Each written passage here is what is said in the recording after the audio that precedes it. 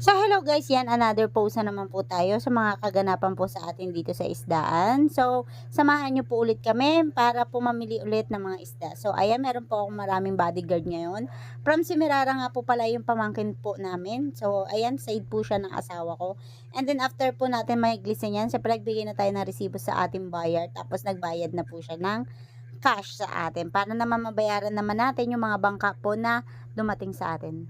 Iyaw-iyaw tayo ng isda. May natirang kanin, kain po tayo. Luwat oh. Oh. Nang maluto nga po pala yung iniihaw po naming isda, kumain na rin nga po pala kami dito. Then meron nga rin po pala kaming naihaw na maliit na alimango. Thank you po Lord sa blessing, kain po tayo. At habang kumakain nga po pala kami dyan, maya-maya nga lang po at may dumating po ulit tayo na bangka. So syempre kailangan nating apurahin kumain dahil meron na naman po tayong titimbangin na mga isda. After nga po pala namin kumain dyan, ayan, nagsizing na nga po pala ulit yung asawa ko. Tapos nagtimbang na nga po pala ulit kami ng isda. So iba't ibang klaseng isda na naman po yung dumating sa atin. At dahil madami na naman po tayong isda ngayong araw, magpapabiyahe po ulit tayo.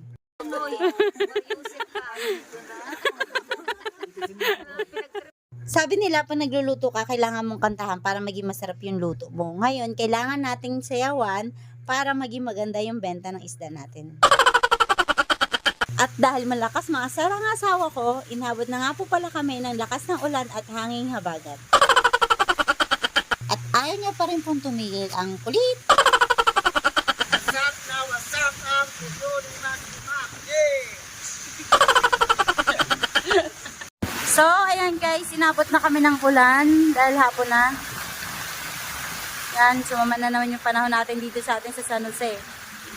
Ayan, nililinisan na nila habang ang aking asawa ay pinadain yung mga isda na pwede pa naman, kaso lang hindi na natin pwede yan ibigay sa buyer.